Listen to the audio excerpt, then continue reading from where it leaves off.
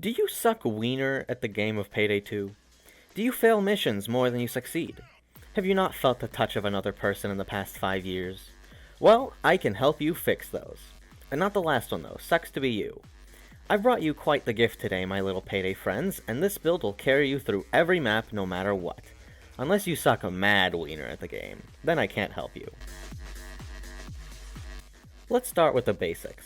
What is the key to beating the highest difficulty in Payday 2? Game knowledge, aim, teamwork, and map knowledge? Wrong, dipshit. It's teamwork. T-E-M-W-O-R-K. But I said teamwork.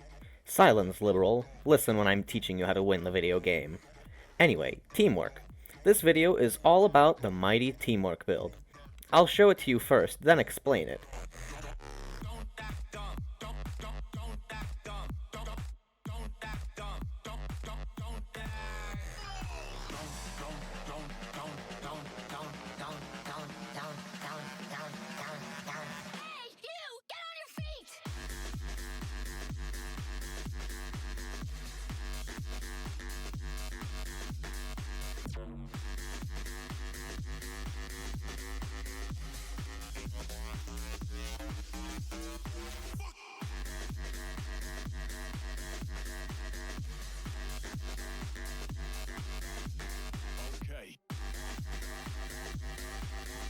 Rightio, brainlets, let's analyze.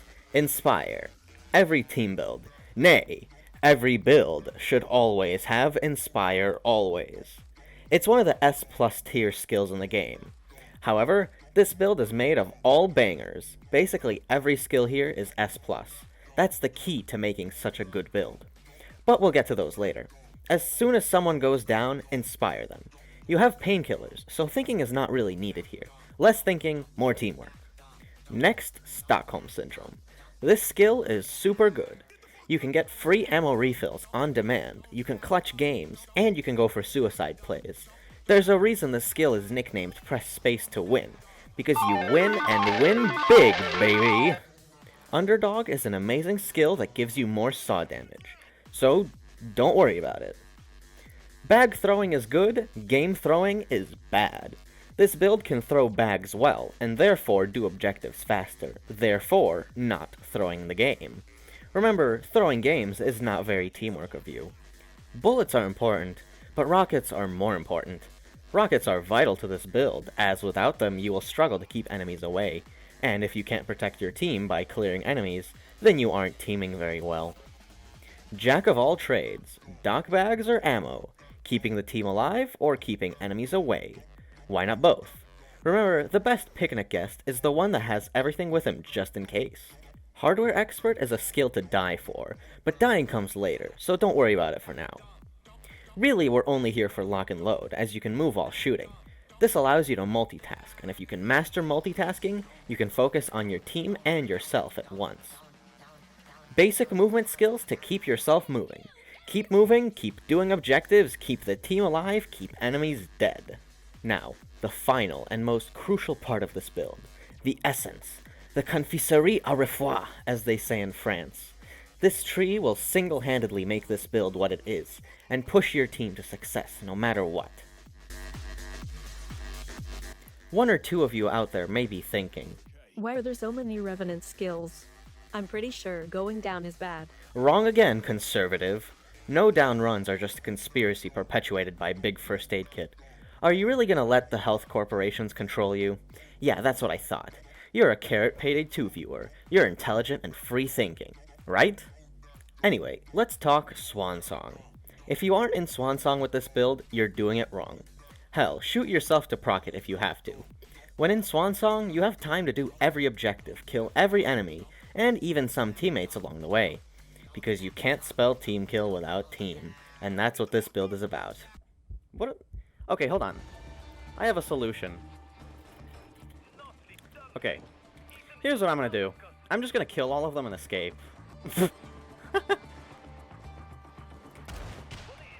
Okay. Right.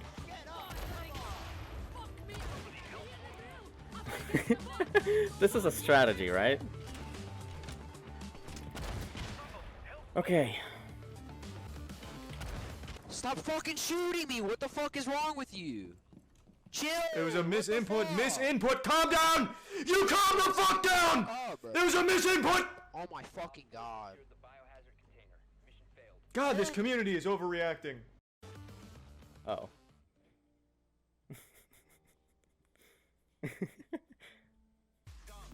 Other notable skills in this tree are Feign Death, which, despite saying that there's a chance, is actually 100% skill-based. The better you are at the game, the more Feign Deaths you'll get. Oh yeah, Feign Death. That wasn't even a Messiah.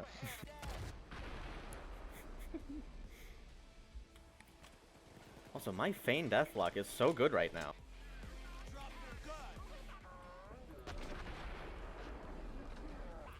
Oh, Feign Death again.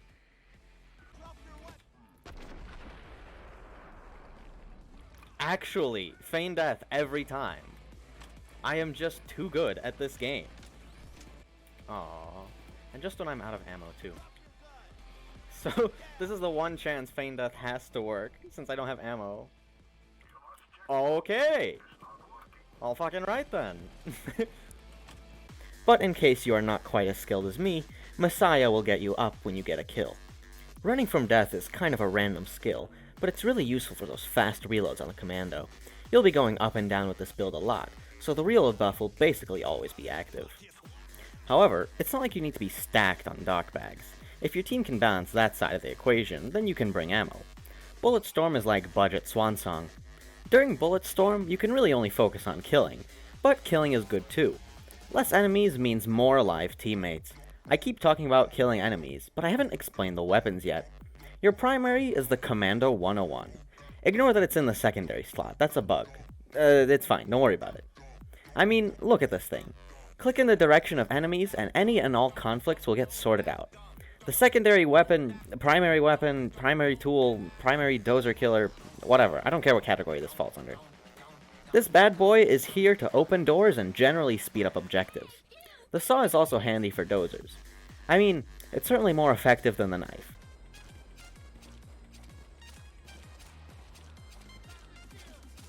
Alright, we did it! You may be wondering what the deal with this dinky knife is. Well, melee is more of an afterthought in this build, so you can choose whatever, as long as you keep it classy. Personally, I chose the scout knife, as it's the closest we have to a karambit, so I can b-hop and reach the true potential of this build. Also, really overkill, all these melee weapons but no karambit, it's like the staple cool knife, behind the butterfly. We even have spoons, like, come on.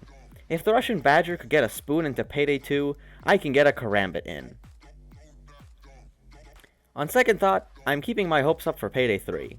Now, one person with teamwork build is cool and all, but more people means more teamwork. You could convert random people to join the force, but if you get a gang together, that's when the fun starts. I've been talking this whole time, teamwork this, teamwork that, but don't you think it's time you heard from some teammates? Yeah, I guess. Exactly, you get what I mean. You always check the reviews before buying something, and this is the same with builds. I hate you. Anyway, without further ado, let's hear about teamwork from some other teamworkers.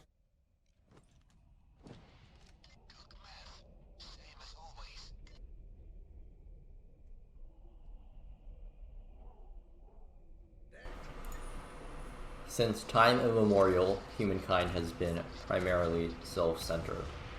This makes sense. The law of the jungle dictates that he who puts down others and elevates himself holds the Darwinian crown.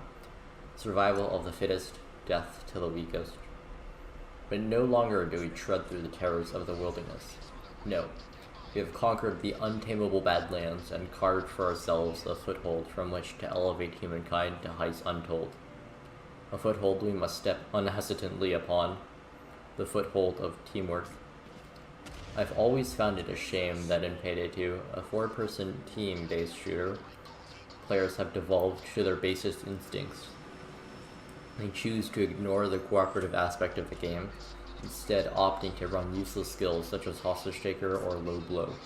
Skills that, while they may elevate the user, contribute nothing to the whole. However, the social norms of today's death sentence no down solo society have always repressed my yearning for something greater, something more team-based.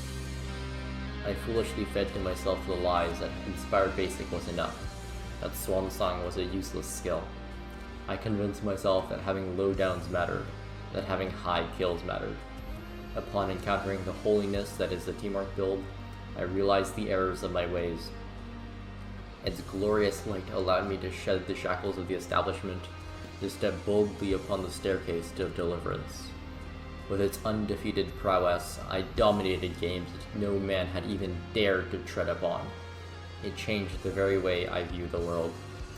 While the teamwork build may have lost me my wife, children, job, house, clothes, food, and water, it has brought me something far greater.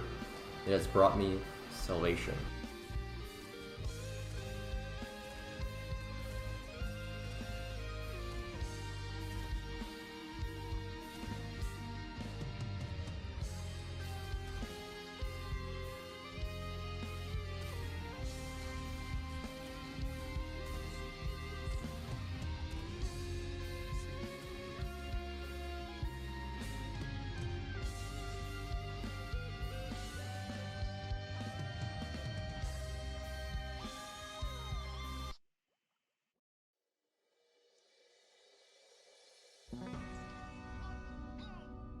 Hello, I've teamworked quite a bit with Carrot and I've created many thoughts about the legendary teamwork build. The teamwork build is more than just funny commando swansong. When you use this build, it's like taking an oath. I will never let my team down. I will always revive my teammates when they go down. I will always cover my teammates when they're doing an objective. I will always make sure there is nothing that can harm my teammates. These aren't the only things you can do with teamwork build. You can help your team in many other ways as long as it's helping the team. Even accidentally downing your own teammates is part of teamwork build because that just shows you care about them. You care about protecting them. You care about their life and want to make sure they are as safe as possible. Besides, you can't spell team kill without team. You want to make sure all your actions are about helping your team. If you're not performing any sort of action to help your team, then are you really playing teamwork build?